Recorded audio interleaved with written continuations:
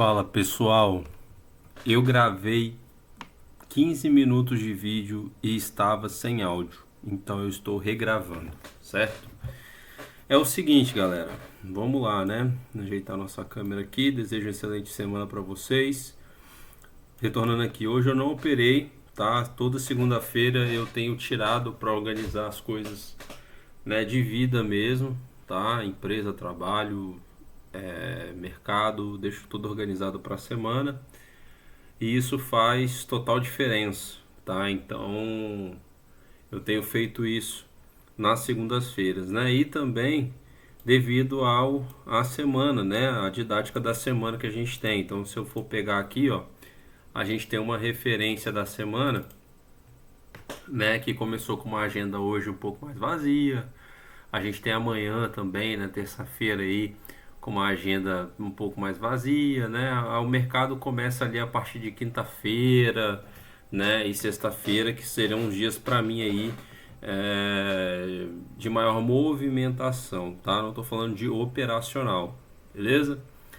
Bom, o que nós temos aqui do mercado, tá? Eu tinha falado mais cedo, o estudo todo tá aqui, né? Eu tenho gravado no outro computador, mas acabou ficando sem áudio, então vocês me perdoem, que é a análise do índice, do dólar, do Nasdaq e do S&P. Então, se esse vídeo ficar um pouco longo, vai pulando e pega a parte que mais te interessa aí, beleza? É o seguinte, ó, eu vou começar olhando para a semana, gráfico semanal, índice futuro, tá? O gráfico semanal aqui fazendo ainda continuidade do movimento de baixo, preço parecendo que entra num ponto de compra aqui, né, nessa região, mas ainda obedece esse cenário semanal ainda do gráfico fechando abaixo, tá? Demonstração de uma possível fraqueza deste movimento, capturando uma zona aqui de interesse, né, que pode ser um ponto importante, que seria essa linha aqui na região dos 129,985, uma região que seria aí um ponto de compra relevante, tá? Então, a gente tem aqui esse movimento, que pode ser um movimento ali um pouco mais direcional. Caso o preço quebre aqui, né, venha pegar na onda 2, a gente considera um movimento só aqui maior, certo? Então, olhando para o semanal, a gente entende que o preço ainda não rompe um topo expressivo e nem um fundo tão expressivo, beleza? A gente buscando aqui pelo gráfico do diário, a gente tem exatamente uma análise que foi total. Cara, eu preciso mudar as cores do TradingView, mas enfim. A gente vê um pouco mais refinado em questão do movimento de baixa, né? Então a gente tem esse descritivo de movimento aqui. Se a gente considerar que isso aqui tudo é um ciclo só, a gente teria essa movimentação, tá? Então essa movimentação numa proporção no gráfico maior, a gente teve essa defesa aqui nessa região e essa defesa aqui nessa região abaixo, tá? Este fundo aqui, né? Deixando muitos interesses ali, principalmente swing trade, né, nessas posições aí. Se a gente for considerar aqui, se orientando pela Fibo, né, a gente tem um semanal aqui que pode chegar ali no 127,935, tá? E um ponto de venda aqui até os 50%, ele retorna aqui até o 61 ou 78, onde ele segurou aqui 4 vezes, 131,780, tá? A gente pode localizar o preço ali como o melhor ponto de venda e o melhor ponto abaixo de compra, tá? Olhando o contexto aqui do gráfico de 15 minutos, o que nós temos, né? O preço deu a sequência de queda aqui ainda, né? Fez esse movimento de baixa direto, tá? O preço deu um possível cenário aqui onde ele segurou nessa região, né? Trocando lote aqui. Então, nessa possível parada do preço aqui nessa região, fez essa troca de lote aqui e deu a continuidade do movimento. Fez uma parada nessa região, furando várias vezes esse suporte ou essa região de interesse aqui compradora, né? E aí nós entendemos que no estudo a gente colocou aqui que de dentro, saindo dentro desse range, né, desse nó de volume aqui, fazendo o rompimento, o reteste aqui em cima já seria um ponto para dar continuidade no movimento de compra, né? Então quem conseguiu fazer este período aqui, tá? O melhor modelo de compra aqui nesse momento foi exatamente no rompimento aqui a gente teria um stop aqui nesse fundo, ou considerando um fundo um pouco mais técnico, para um alvo aqui em cima, de mais ou menos uma projeção que a gente pode obedecer pela FIBO aqui, ó. Vou colocar aqui no 61, tá? Considerando um stopzinho aqui. A gente teria aí um trade com uma boa oportunidade, seria quase um risco retorno aí de quase 2 para 1, tá? Mas que valeria a pena ali você dar essa entrada. Para quem é um pouco mais conservador ali, né, e colocaria o stop aqui, né, nesse fundinho aqui, ou até mesmo nesse aqui, no ato do rompimento, né, mas eu creio que fica muito arriscado, então colocar aqui embaixo já é um meio mais sugestivo. Teria até um alvo maior também, na minha visão, que seria aqui em cima, tá? Que pela minha análise o preço pode vir próximo a essa região aqui, fazendo a captura de liquidez para que dê um novo ponto de venda, né, expressivo, tá? Então movimento bem lateral, o preço cai direto, veio fazendo uma reacumulação aqui, duas estruturas, né, de reacumulação maior. Então assim, há muita coisa aqui, muita referência dentro desse preço, né, dentro dessa região, tá? Lembrando que essa captura de liquidez aqui em cima ela faz sentido, tá? Mediante ao direcional do diário aí e do 60 minutos. Então se a gente for pegar aqui um refino pelos 5 minutos, essa estrutura a gente desenhou logo cedo, tá? Pra gente poder postar no vídeo, mas a gente não conseguiu. Então a gente vê aqui, ó, possíveis cenários ainda onde o comprador vem montando essa posição aqui, fez esse rompimento para cima, dando o direcional ali ainda, tá? A gente identificou também pelo 15 minutos, se a gente for fazer um olhar mais estatístico, né? Possível movimento de parada, incremento de volume da agressão do comprador, né? O preço se estabilizou nessa região, houve um novo acréscimo aqui, né? Uma agressão compradora ainda mais forte para empurrar esse preço acima, tá? Então pode ser interessante ali ainda nesse ponto, beleza? Deixa eu só pausar e colocar o gráfico do dólar. Bom, pessoal, voltando aqui, a gente tem o dólar futuro que fazendo esse movimento ali. A gente de fato fez esse desenho mais cedo, né? Tá um pouco bagunçado aqui, mas foi o desenho que a gente conseguiu fazer um pouco mais cedo. Eu gosto sempre de monitorar o dólar nos 60 minutos, né? No caso aqui, a gente monitorando ele exatamente, ele correspondeu a tudo que a gente fez, dando a sequência de queda ali, tá? Exatamente pela região que a gente colocou na última semana. O preço foi feito uma região de troca de preço aqui nesse movimento anterior. A expressão dessa região aqui foi muito forte para o dólar e ele seguiu dos alvos aí da última semana, tá? Apesar da gente não estar operando B3 nesses últimos meses, a gente tem feito várias análises no dólar e essas análises, graças a Deus, têm sido bem assertivas do ponto de vista risco-retorno, tá? Então a gente considerando essa região aqui, né, o preço fez esse movimento de parada, onde está até desenhado aqui, né, rabiscado. No rompimento dessa estrutura aqui, fazendo a visita, né, vários testezinhos nessa puxadinha aqui e mais um movimento. Esse movimento aqui que seria um change of character, um choque, ou que as pessoas conhecem mais como quebra de estrutura, né, ou modelo de reversão, né, um pouco de falha também, né, o que seria falha de pivô e tudo mais.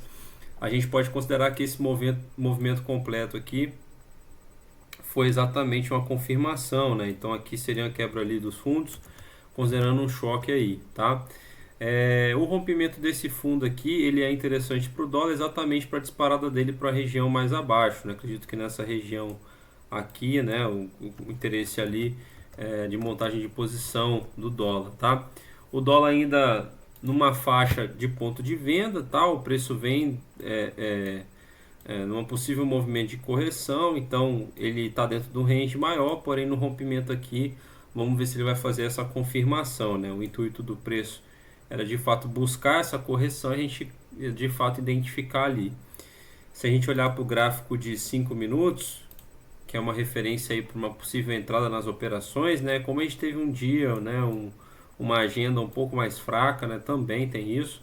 A gente vê que o dólar ele veio decorrendo desse preço aqui, uma redistribuição nessa região, né? E novamente consolidou aqui embaixo, construindo uma nova causa. A gente entende da parada do preço, né? As agressões ainda continuam, né? Se vocês forem analisar, a gente ainda tem agressões, ó, vendedoras, né? A gente tem algumas agressões aqui que ainda são relevantes, tá? Mediante exatamente a estrutura que o mercado tem feito no dólar, a gente fica aguardando a melhor posição aí para a venda, beleza? Estrutura do dólar para a gente aqui seria de fato, a gente considerando aqui um alvo possível abaixo no 5,56, que se a gente for analisar pelo gráfico de 15 minutos, para a gente pegar a estrutura para identificar onde pode ser esse alvo, né? A gente tem uma região anterior exatamente aqui, né? Onde o preço de fato também brigou, né? Fazendo um movimento ali de uma reacumulaçãozinha, beleza? Então o mercado buscando liquidez nessas regiões aí, tá? Mediante o cenário global, logicamente a gente tem que entender também sobre os juros, tá? Então a gente tem aqui, ó, dos títulos, né, o VIX negativo num percentual, então a correlação do VIX mediante, né, ao mercado internacional, o S&P mais específico, a gente tem um movimento ainda direcional, né, um movimento comprador, de impulsão, né? A gente tem, no caso aqui dos juros, né, então nos Estados Unidos a gente tem em média de 1%, né, de variação positiva, e os DIs aqui no Brasil, no caso, né, essa taxa de empréstimo entre bancos ali, transcorrendo aí entre 0,80 e 0,95 em percentual aí, tá? Fazendo esse tipo de movimento. O EWZ que é representado lá fora com 2% de alta, tá? E aí a gente tem algumas commodities que a gente acompanha, petróleo e tudo mais, o DXY também, que seria o dólar cheio, né? A gente também faz alguns estudos em cima desses gráficos, tá? Então, DXY também, ó, bem ainda confuso aí desse movimento direcional aí, né? Desse cenário global. Então, o mercado espera por alguma possível maior correção, né? Então, entendendo o ciclo econômico e o ciclo de mercado, é entender exatamente o processo de recessão, beleza? Vou voltar com o gráfico aqui do S&P, só um momento. Pessoal, voltando aqui, gráfico do S&P futuro, tá? O S&P aí, a gente opera o mini S&P, beleza? Eu vou pegar aqui, começando pelo semanal, como hoje é segunda-feira, a gente gosta sempre de pegar na segunda e na sexta, para a gente entender o panorama, os fechamentos, tá?